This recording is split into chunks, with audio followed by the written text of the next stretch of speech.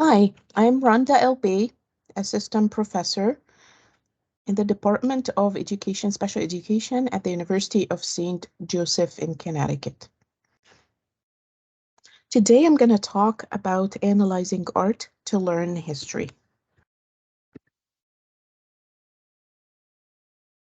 So when we're looking at images, we think whether or not these images are primary sources. So you can clearly tell the difference between these two images. One of them is pretty or fun to look at, and the other one, it shows us what the real world looks like.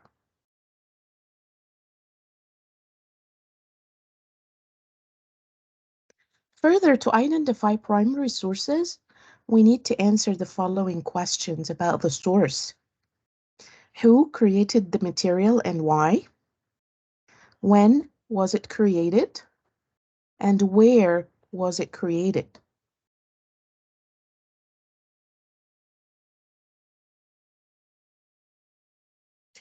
So, some types of photos are called stock photos. Stock photos are generic photographs, usually using paid models. Many, if not most, of the modern photographs in your social studies textbook, particularly those showing people, are stock photos. They are not primary sources.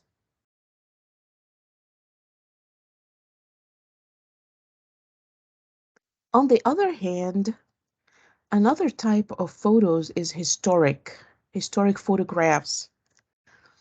So, most large educational publishers get their historic photographs and other images, such as engravings and drawings, from vendors.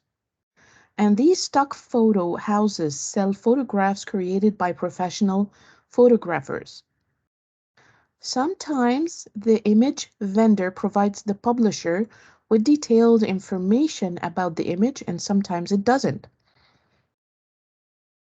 Historic artwork, including paintings and drawings and engravings, are often gathered from stock houses or centralized archives. Some of these images are primary sources created by people who witnessed an event, but some are not. So if we look at the picture on the left, it's about students carrying picket signs as part of a citywide school boycott that saw hundreds of thousands of children stay home from classes. This was posted in the New York Times on February 3rd, 1964. So you can look at the information inside the photograph to try to tell what it was about. And also the one on the right, it is a photograph that we see over and over again in the media. It's taken for Martin Luther King when he gave his speech.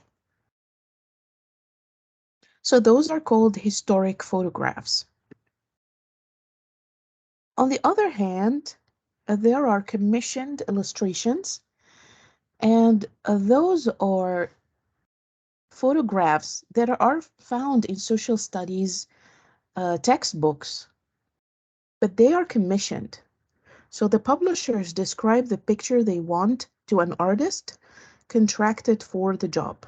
Then the artist creates an illustration that meets that description. Often, artists will do a great deal of research and create images that are historically accurate as possible, but they are not primary sources.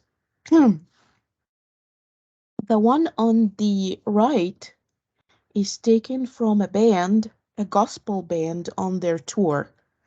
The one on the left is an illustration of Queen Elizabeth knighting Sir Francis Drake on board of the Golden Hind at Deptford, London, in April 4th, 1581.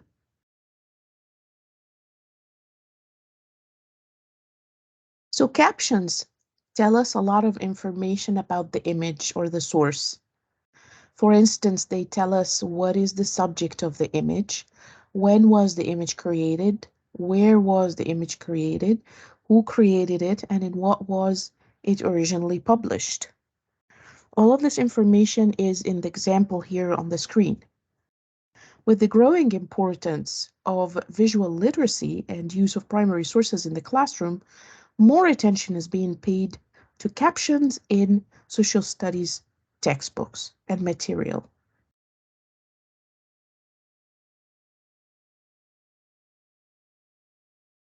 So when we're looking at sources, we want to identify primary and secondary sources. But whether you're looking at materials in your textbook or researching primary sources, the first thing you need to do is make sure you know what you're looking at.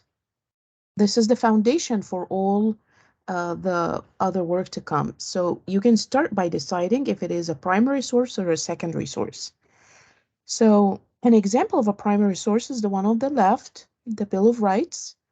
It's a primary source because it's original. It's first-hand account of an event or a time period. It's written during or close to the time of the event, original creative writing or works of art, and primary sources also are factual, not analysis or interpretation. On the other hand, if you look at the various examples on the right, you're going to find that secondary sources from the name, they are secondary, so they are not first, right? And so it could be an analysis or interpretation of a primary source. It's a second-hand account of an event. It could be an interpretation of a creative work, sometimes reliable and sometimes not. It could be also potentially biased.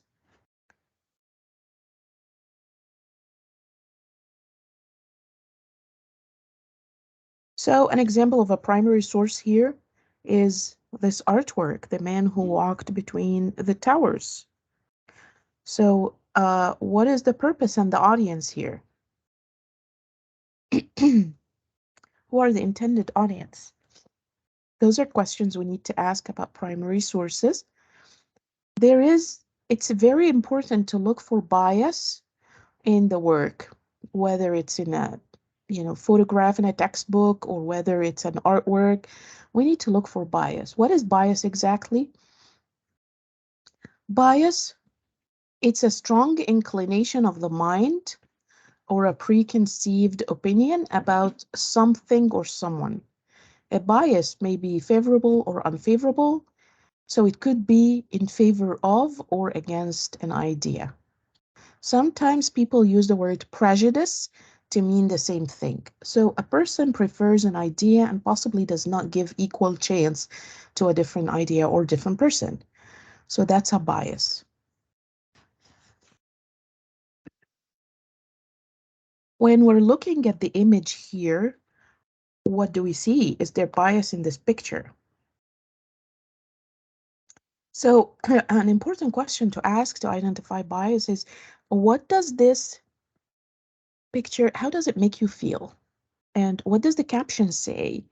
It says 961 dash eyes the happiest little coon in the cotton field.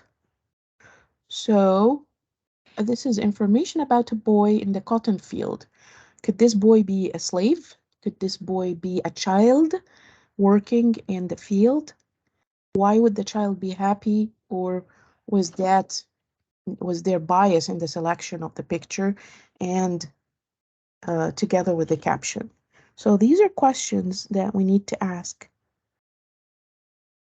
when we're looking for bias in a source. Another way in which bias is really evident in the way that a photograph can be changed by editing the effects of the photograph by either by lighting it differently or by adding or eliminating content. So the upper ones are clearly there is a figure up there that is missing in the other photograph. So there's like eliminating content, adding content, and then the lower one really depicts a photograph that has been edited based on the different lighting effects. And what does the different lighting, how does it make us feel?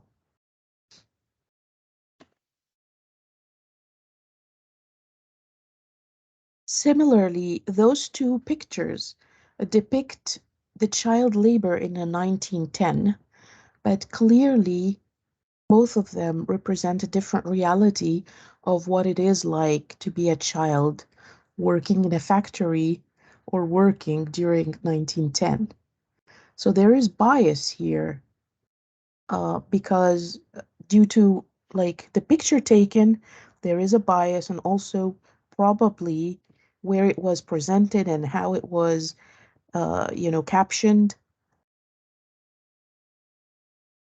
It is definitely there to deliver certain message to a certain audience. So we need to still do some research to understand everything about an artwork.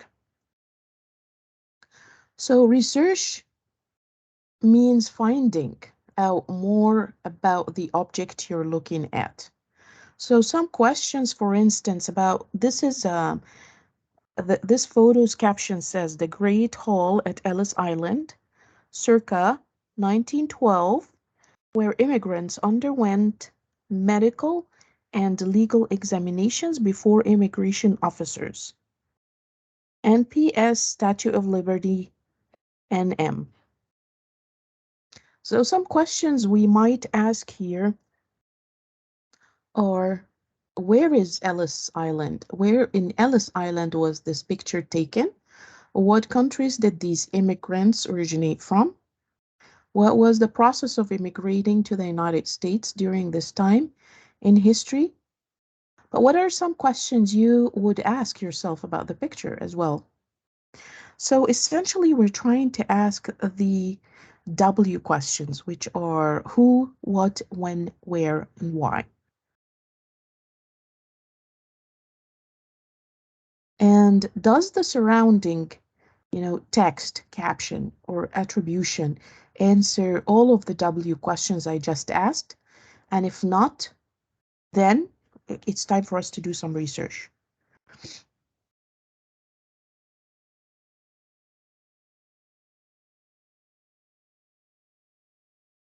Sometimes students actually use the internet to do research. It's easier that way. When researching on the internet, it's important to use good online database and effective search terms. Okay? So now that we are done with the workshop, it is time to practice. So this slide is available on Google Docs, and I gave you the link. Try to work together in groups to answer these questions that are listed here. Thank you very much for watching the video, and have a wonderful learning experience.